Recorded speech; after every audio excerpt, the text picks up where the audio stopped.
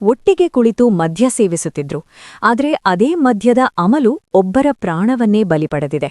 ಉಡುಪಿ ಜಿಲ್ಲೆಯ ಕಾಪುನಲ್ಲಿ ಕ್ಷುಲ್ಲಕ ಕಾರಣಕ್ಕೆ ವೃದ್ಧೆಯೊಬ್ಬರನ್ನು ಭೀಕರವಾಗಿ ಕೊಲೆ ಮಾಡಲಾಗಿದೆ. ಈ ಪ್ರಕರಣದ ಬೆಚ್ಚಿಬೀಳಿಸುವ ವಿವರಗಳು ಇಲ್ಲಿವೆ.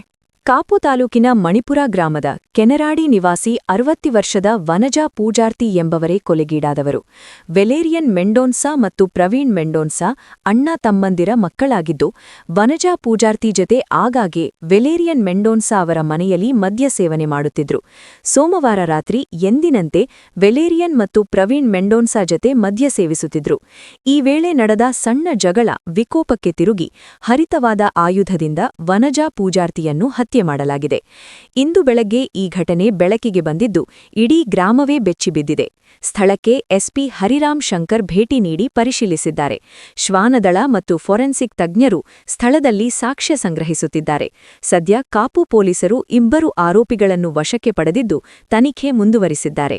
ಮದ್ಯದ ವ್ಯಸನ ಎಂತಹ ಅನಾಹುತಕ್ಕೆ ದಾರಿ ಮಾಡಿಕೊಡುತ್ತದೆ ಎಂಬುದಕ್ಕೆ ಈ ಘಟನೆಯೇ ಸಾಕ್ಷಿ.